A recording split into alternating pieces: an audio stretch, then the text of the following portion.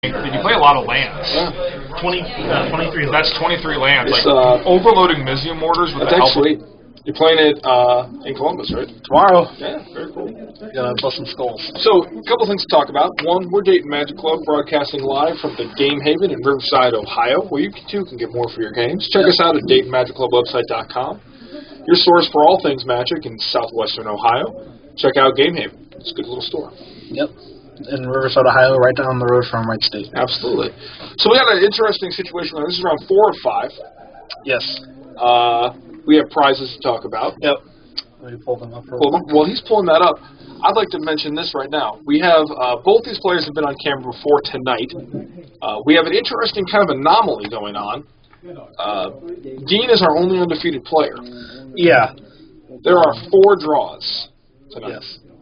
A lot of these dice have been going to time. 4 draws, which means if Dean loses this round, going into round 5, there'll be no undefeated players. That's correct. That's really interesting. It's bizarre. It is. Yeah. So Zach obviously wants to win. Yeah, Zach wins. He's knocking on the door for First place. First place. And what are they playing for here? So for the standard price payout, they're paying out to the top 8. There were 20 players. First place will get $49 in store credit. Not bad. Second place, $28. Third and fourth will get $17.50, and then fifth through eighth will get $7.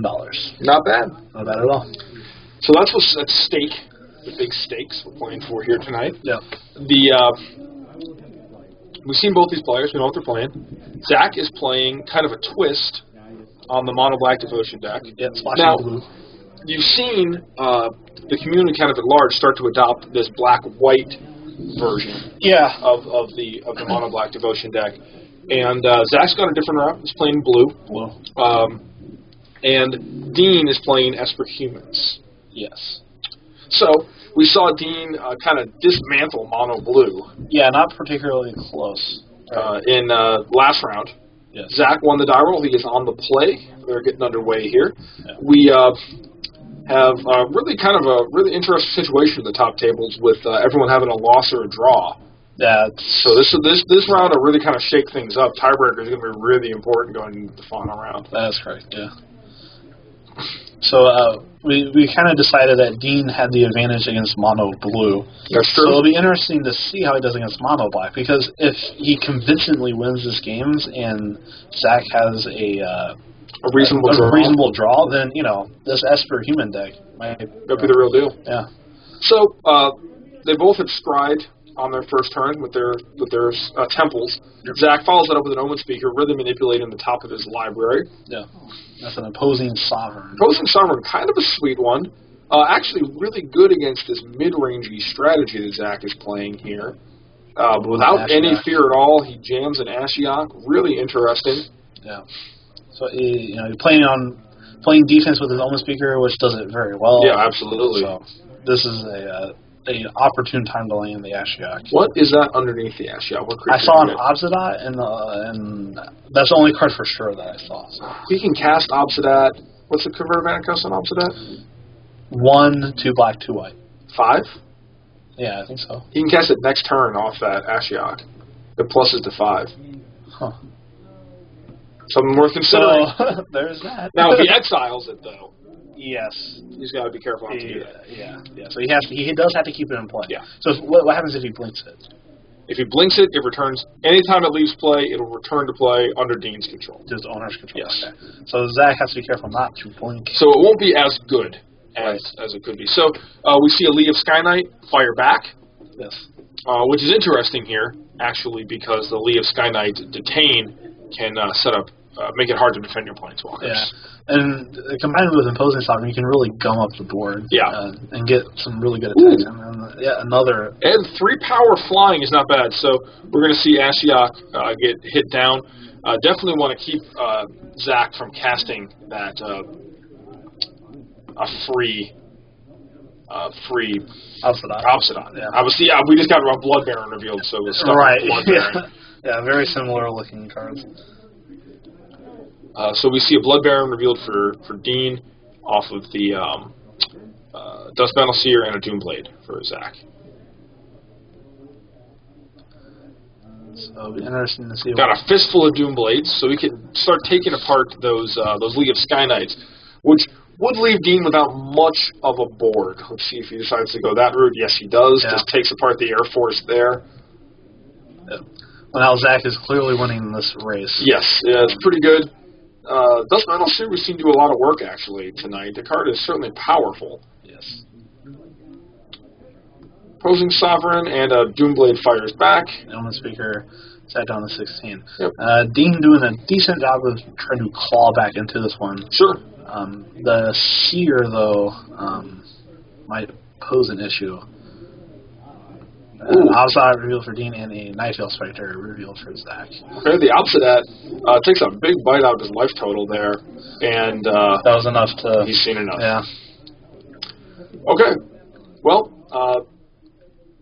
some of the cards, the unusual cards, let's say, that Zach is playing, have really looked good on camera. I've been actually kind of impressed with Duskmantle Seer, which is a card that I haven't been wild about. But, I've been sitting here thinking about it, and now you have all these Scrylands and these Omen Speakers to set up your Duskmantle Seer draws, which gives them a little bit, especially the Omen Speakers, which aren't necessarily the best top deck in the world. Right. As the game goes along, some added utility in the late game to sculpt your Omen Speaker draws, or your Duskmantle Seer draws, which is interesting. Right. That was a pretty good start from Dean there. Yeah, didn't miss too much. But Zach just kind of had a more fluid draw. Yeah. Ashiok was scary there. I thought we were going to see like a turn 4 opposite odd. Just pass. Zach. Yeah. Who plays 0 opposite odds. Yeah, that would have been sweet. Yeah, that would have been exciting. So, yeah, basically what I'm saying is that the blue splash that Zach is playing here, I've been fairly impressed with the blue cards. They've looked good on camera. And we'll see if Dean can rally together one of those convincing performances we saw out of him last round, where he can just kind of get this kind of explosive start. It really dismantles the opponent's draw with a lot of big creatures at kind of a lot of interesting spots on the curve, like 3 power flyers at 3 and 6 power flyers at 4, right. And just opposite out to finish it off. Yeah. So I think the kind of the trail that Zach is making is instead of Pack Rat in the 2-drop slot, he has Omen Speaker. Yep.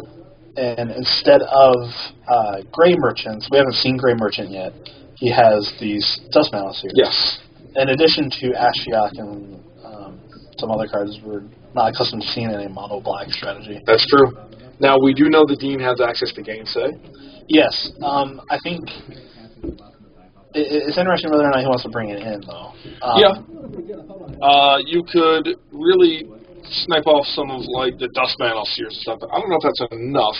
Right. I wonder if he has access to any amount of Dark Betrayal. People used to play Dark Betrayal at the beginning of the format. It still seems fine with all the mono black that's running around. I think in this case I like Gainsay better. Yeah. Gainsay can counter the Nightfield Spectre, Duskmantle Seers, Ashioks. Yep. Et cetera, et cetera. It's very effective at winning counter wars, right. Which we've seen Zach play some negates. Right. So I think if he has Dark Betrayal, if the decision between Dark Betrayal and Gainsay, I would rather have Gainsay in those spots. Well, we will certainly see what's happening here. Zach looks like he's finishing up his sideboarding. Yeah. Perhaps the matchup he didn't have quite on his radar, so sure. Want to make sure you're removing the right cards. Absolutely. For me, when it comes to sideboarding, it's always easy to know what comes in. But what you're taking out, to me, is the hardest part. Yes, and very important, obviously. Yeah. Especially with these more synergistic devotion decks, which, not necessarily Zach isn't playing, but the shell is similar. Right. Diluting your deck too much becomes a real concern. Right. Yeah. When your engine is built around this carefully constructed kind of devotion shell of getting these mana symbols onto the board in an efficient way. Right. While still presenting kind of a linear plan. Right. So this is an ideal start for him, having a 1-drop on turn 1, which is actually kind of hard to do given his mana base, and another Soldier of the Pantheon. So the Pantheon potentially very good. Zach plays a fair amount of gold cards. Yes. And Soldier of the Pantheon, just a reasonable clock on its own. So I believe I'm not 100% sure what that is. Our headers kind of covering it. Yeah. A 2-mana removal spell. Not a Doomblade, though. Not Merciless Eviction. Yeah. Ultimate Price? Ultimate Price. Ultimate Price, yes. okay. Or no, not Ultimate Price, even. It's destroy target monocolored creature. That's Ultimate Price. Ultimate Price. Devour Flesh is the other one. Yeah. Yeah. I think that's Ultimate Price, but it looks like Ultimate Price. So, Nightdrill Spectre. Does not do a whole lot against the Soldier of the Pantheon, but when you share colors, it can be very scary. yes. Dean needs a black mana to start deploying any sort of Obsidian. There's really no reason to hold back with a soldier. You're not going to be blocking. Man, So. Dean is playing a 3-color deck with Mutavaults. That's a Supreme Verdict. Supreme Verdict. Fascinating. So Dean assigning himself the control role in this matchup. With 1-drops. Yes. So that's kind of a little strange to me, but I mean... Well, I mean, he was definitely... I mean, you can only side out so many cards, right? So you're going to have to leave in something that doesn't quite make sense. So. Yeah. Definitely deciding that the Nightdrill Spectre too scary when it can hit cards that Zach can cast to great effect. Yeah, I think... definitely valuing that. And then, that makes perfect sense. Untapping with a... Ooh, rocking into a Dissolve. Yeah, it's really interesting. All this Scry... they went really careful with the Scry in this set. A lot of Scry 1s and stuff. Scry 1, yeah. But still powerful with cards like Duskmantle Seer, which we see here. Yeah, and just deciding that's a card he's comfortable flipping off Duskmantle Seer there. Right. So that's an interesting synergy. I see Turn and Burns in Zach's hand. I don't think he has any way to use the red side of it. That's interesting. So it must be just unit for the... I forget what the name of the card is, but there's a card that just turns things to 0-1s. Yeah. It's not Snake Form, but... Pongify? No, Pongify's 3/3. Mm-hmm. It's like Frog something. It was in a core set. Frog Face, maybe? Frog Face, that's what it was. Yeah, it's called Frog Face. Zach manages to flip a land after scrying and seeing it was there. Yes. And then gets a draw through it. Can't quite make out what he drew. Looks like he has an Erebos and a couple of Turn and Burns in his hand. So how do the gods work with imposing sovereign if you don't have devotion? I'm not 100% sure. I'm assuming they don't come into play tapped. Not that it would matter. Because it's a creature in your hand. Yes. So it's a creature on the stack. And you can Aether Vial. You can Aether Vial in a god, no matter what. So it's a creature on the stack. You said its rules text does not take effect until it's in play. Right. At which point it checks to see if you have enough devotion for it to. Because it loses becoming a creature when it's in play if you don't have enough devotion. Right. It gains it when you do. So I think it would come into play tapped then, right? I think you might be right. Yeah. So we see one of those detention spheres that I really like takes out the Duskmantle Seer. But we see a Desecration Demon fire right back. Yes. That's a good That demon should be tapped. It should be tapped, yes. And they caught that. Right. Kind of a big deal being able to tap that guy for free. Yes. And get it out of here. Yeah. And now all of a sudden Dean is commanding. Yes. So it's gonna be. I don't know that Zach has him out here. I wouldn't believe so.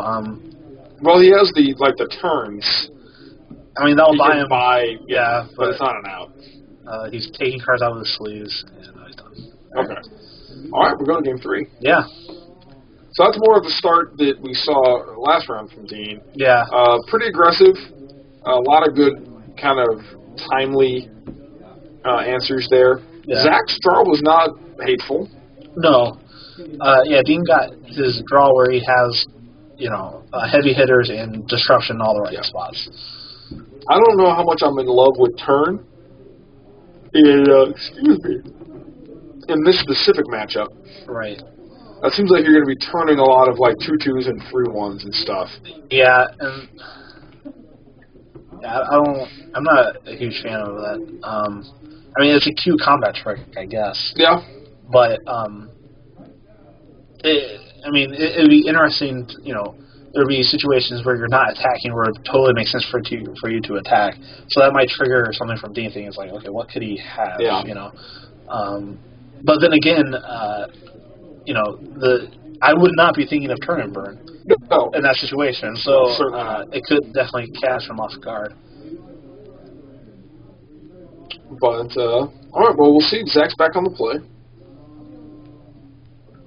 Let him kind of develop ahead of imposing sovereign and friends. Yes. We have some more play mats on top of our play mats. I thought our play mats were fine. I like our play mats. I don't know if people have decided that they think. Hey, they can do whatever they want. Hey. I think at Star Season, I'm going to insist to play with like my own play mat. You know. Yeah. And just see what they do.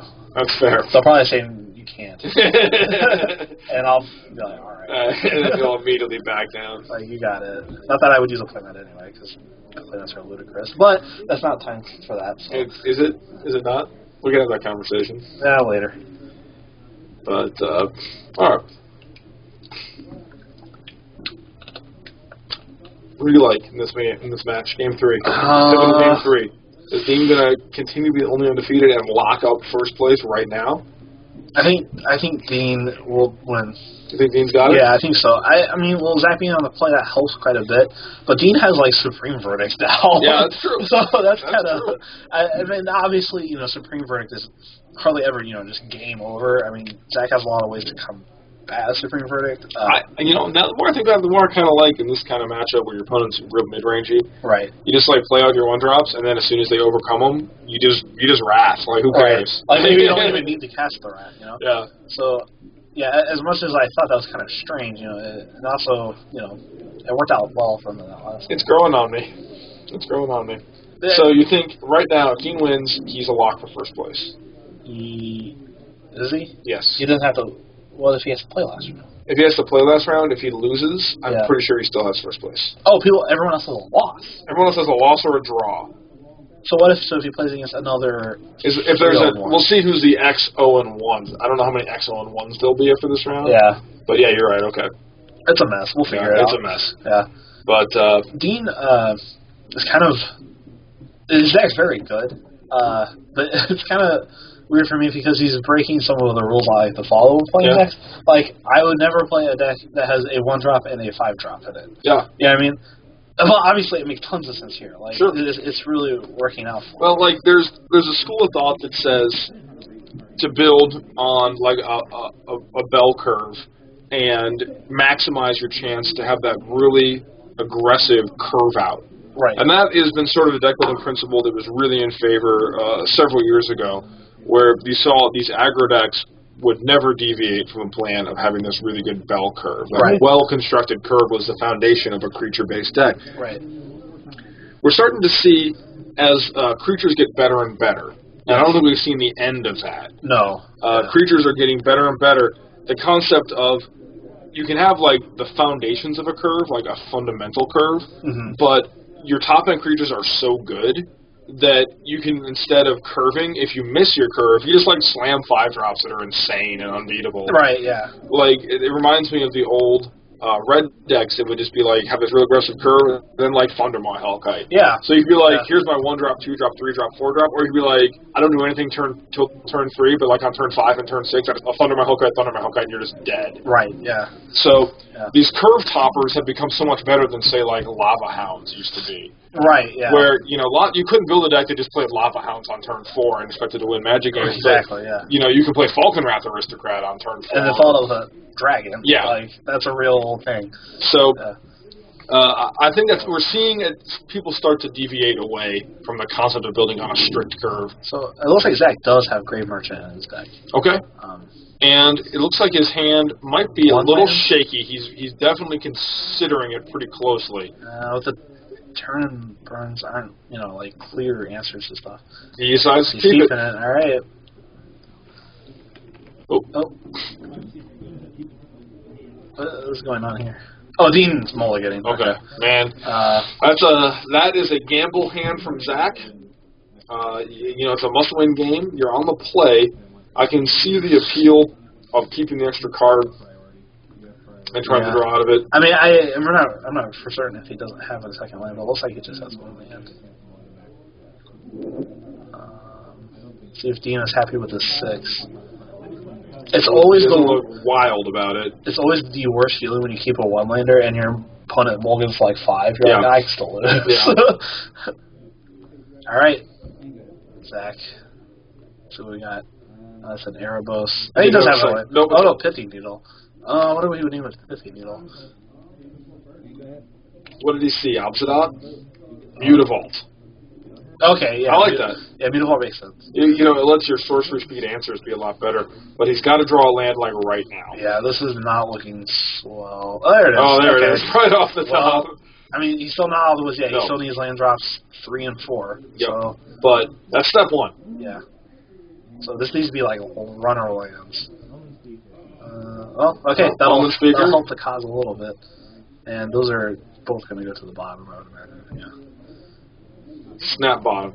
There was talk on Twitter earlier about feel bad moments in Magic. Yeah. And one of the ones they brought up was it's a close game and your opponent scries 2 cards and leaves Keeps them both. both. Yeah. Like, if I were Dean right now, I'd feel real bad about a top. Because you know his hand's all spells. Right. Yeah, so that means Zach found lands. Yeah. Unfortunately, he did not. So, Now, you know, if you're Zach, you could hide the fact your land light. Dean had a discard. Ooh, this is going to be a... This is fascinating. Yeah. Stuff. Now, Dean's mana base... Oh, he's going to draw out of it first into Leaf. Oh, he is saying this is where this game is being played, right here. Yeah. It's being played at the 2 and 3 drop slot. Burning Attention Sphere on that is really aggressively saying, I think I can do all 20. With this guy. Guy. You know, and being able to spot those moments is really important. Mm-hmm. When just spotting where the game is being played, and right now the game is being played in the early game. It feels like a legacy game, right? Like it's low, super resource light. Right. And you know, Dean has to think, okay, what is Zach going to be doing on turn 3? Right. Is it something worth, you know, missing an attack and destroying that? All right, hits the land. Well, Zach now at 10. Dean has a Zather Necromancer and his Imposing Sovereign. Yeah, that's tricky. It is tapped. And it is tapped. It's rough. And that Imposing Sovereign's doing a lot of work. Yeah, Imposing Sovereign is one of the cards I think is very impressive. That's a Dark Betrayal. Yeah, we talked about Dark Betrayal. Having access to both Gainsay and Dark Betrayal. That's oddly good. That's so gross. Zachary Gainsay, that is not the kind of card he needs to get back into this. Hero's Downfall. The Necromancer is an interesting choice. Well, you got to get it off the board. The other one's a human, too. Yeah. So if you're going to come back, you know, it's going to be because you can effectively block. Yeah, well, yeah. I mean, I probably still take the Sovereign, but... Yeah, that's a good point. Yeah, because he can't block. Yeah, anyway. Yeah, his hand had a lot. All those, yeah. See, you know, his hand had very land light, and it had like 2 turn burns in it. So, right. You know, it wasn't a spectacular hand. Definitely trying to rip out on the play and just trying to get ahead. I think that was an awfully sketchy keep. It was sketchy. It was an aggressive keep, right? Like there was definitely a plan at play there. Right. Was I'll draw a couple of land and try to get out ahead, take advantage of being on the play. Don't want to be down too many resources. It's tricky in those game 3 situations. Right. So, but what are you going to do? You can't be too upset how the game played out when you keep the 1 lander. That's just going to happen a statistically relevant amount of the time. Right. You know? Yeah. It's not mono red where you can draw 1 land and be okay, be absolutely fine. Yeah. You got to hit your 3rd and 4th land drops. So Dean advances to be the only undefeated. He's looking real good. Yeah. For first place right now with his Esper Humans deck. Mm-hmm. Zach falls to. I don't know if he had a loss. He had 7 points. So he was 2-0-1. So now he's 2-1-1. Okay, which is actually probably still in the hunt. Yeah. For not necessarily first, but top 4. The 3rd through 8th range, yeah, for sure. So, it'll be interesting. We'll get you guys an update on our sort of bizarre standing situation going into round 5 of 5 with only 1 undefeated player. 4 players have draws. And depending on how many of those players won this round, it'll be real interesting to see how the tiebreakers shake out in the final round. Yeah. So, Esper Human's looking really good. Yes. I'm impressed by it. Yes. Imposing Sovereign plus Zarthar Necromancer is like this weirdly disruptive combo for other creature decks to try to deal with. Right. Where they can't block effectively, they can't like kill your guys effectively. Like, how do they just breaks so many of these parody situations. It seems really interesting. Are we getting a for fun season? What are they doing? I'm intrigued by some of the principles we see on display here in Zach's deck. I don't necessarily know if the cards he's giving up are, like, if the cards he's getting to play are worth it necessarily, giving up the raw power of a card like Pack Rat. Yeah. But the synergy between all the scry effects that he naturally wants to play anyway, and his kind of powerful card draw engine and Duskmantle Seer is really interesting. Yeah. And I like what he's doing with it, and I'd love to see how it continues to develop. Right. I would like to see Duskmantle Duskmantle Seer, perhaps added into some sort of mono blue. Yeah. And we actually saw that from Kyle, our very first standard tournament where Theros was legal. I do remember that. Kyle basically had mono blue devotion. Yeah. And Duskmantle Seer. Yep. So it'd be kind of interesting to see if that was something worth taking a look at. So we're getting a fourth game. 4 for fun. 4 for fun. 4 is fun. The Battle of the Skylands. Skylands are good. I was down on them when they were first spoiled, but they were certainly very powerful. I'm a fan. Yeah. I'm a fan. The thing I think that put me down on them was the fact that as an aggro player in Standard, it feels like they're so much better for everybody else than they are for me. Yeah. And that was disappointing. Yeah, that was my first thought as well. But, we've lived in a really aggro-dominated Standard for a long time. I don't necessarily mind it getting more mid-rangey. Right. It's just an adjustment. And certainly one of the benefits to being more mid-range is extracting the most amount of value out of these Scrylands. I think Scry is a really healthy ability. I agree. For what it does. You have a decision to make. Yes. It can help you filter out some of the unfortunate draws. So yeah, it reduces variance. It increases the effect skill has on the game, making correct decisions. I think those are both within reason. Decreasing variance within reason is good. Right. You want there to be some variance. It's a really important part of the game. But being able to reduce it in a way where you feel like you're participating, like you get to actively reduce your variance, is really good. Right. It feels good, and it plays good. Right. So we see a fairly aggressive start here from Zach. With a reasonable creature and a Whip of Erebos. Yeah. Is that a Thassa? I think that's a Thassa in play. And I think he has a Bite and a Thassa in his hand. So he could turn on Devotion this turn if he wished. Does not appear to be the line he is taking. Getting in for 1. Oh, does he have double blue? Yeah, he must. He has Thrustburn. Yeah, he has Thrustburn to play.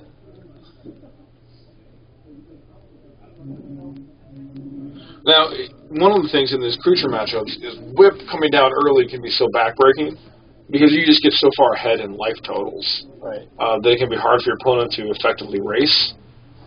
That's a good one. I think, well, I was thinking maybe the reason why Zach didn't play his Thassas, we have Counterspell up to take care of Obsidian, but that doesn't appear to be the case here. So it was an ultimate price. Took out its only legal target there. Yes. I don't think Zach cried either on his draw, but and now he's able to crash in for 6 points of damage. Yeah, that's going to race that unblockable Thassa with Whip in play is pretty good at racing that Obsidian. Right. Thassa's the one where you scry on your own, right? Yeah. Yeah. Just making sure. Yeah, definitely you can see where the deck is really set up to break the parity on Duskmantle Seer. It's interesting because Duskmantle Seer can be a real drawback against with these mid-rangey decks when they have a bunch of 4s and 5s. You can try to use it to kill people while you're scrying every turn. Right. To minimize your own life loss. Yes. So again, not scrying with the Thassa. Yeah. Definitely want to do that. Yeah, I think you probably want to. You get to do it for free. Now you definitely want to. Yes. He can stack those so that he can scry first and then activate the Dust Seer. So far and away. Ooh. He's gonna have to sacrifice a. Well, that's actually really. It's really good. Yeah, it's really good here. So now his devotion. Well, devotion off for the turn. Okay, he chooses to just leave his devotion up, which I think is probably correct. Oh yeah, absolutely. Zach effectively racing his Thassa. That was really impressive. Yeah. Well, it turns out Whip, Biden, and Thassa are pretty good. Yeah. Who would have thought? Yeah. What a crazy god that was. Having the Whip and the Biden. Yep. Opposite that comes crashing back. Why not? Yeah, block it. Nope. What's the swamp? What's happening? I don't know. There's a swamp. There's a swamp up there? Yeah. Good question.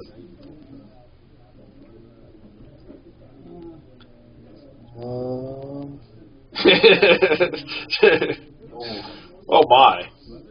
This is a tag team. Back again. They're like the Hardy Boys.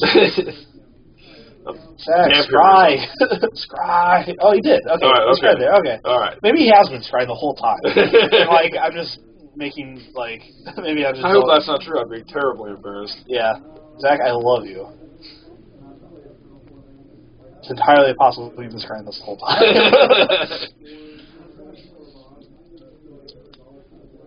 So, I don't know. Blood Baron's like a real Magic card. Yeah, that's pretty good. Zach, though, could still gain 5 and deal 5. He'll be taking way more than that every turn. He's taking like 11? Yeah, ooh, that's pretty good. So, yeah. Okay. Yeah, the amount of damage that Zach was dealing there with life he was gaining, Dean would have had to, like, trade his Blood Baron with a Frostburn Weird. That doesn't seem right. So, that kind of makes sense. Yep. That Dean would not win. So, this, matchup seems close. Yeah, I don't think it's like a total blowout or anything. But when the chips were down, Dean, our man, he pulled it out. If he can't do it, I don't think anyone else could. I'm willing to believe that. Yeah. Well, we'll check out and see what's going to happen around 5. We'll see who has to play. It looks like probably everybody's going to have to play. Haha. So we'll be able to possibly get the table 1 again. It'll be the 3rd time Dean's on camera, but the deck is sweet, and if he's got a new opponent, we might get him. Yeah. Get that first place table. Yeah. Well, I mean, yeah, get Dean. Yeah, well, yeah, Dean is a man. Yeah. His opponent could be a him. That's true. Yeah. Okay. Statistically speaking, though. That's also true. Yeah. But, so, we will be back in round 5. Yes. Playing for first place. We'll see what tables we get on the camera for you guys.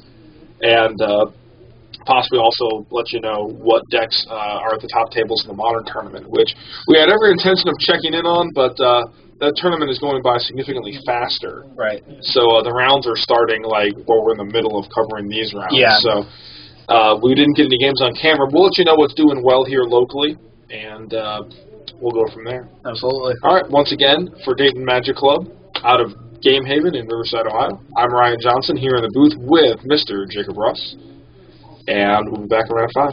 See you then.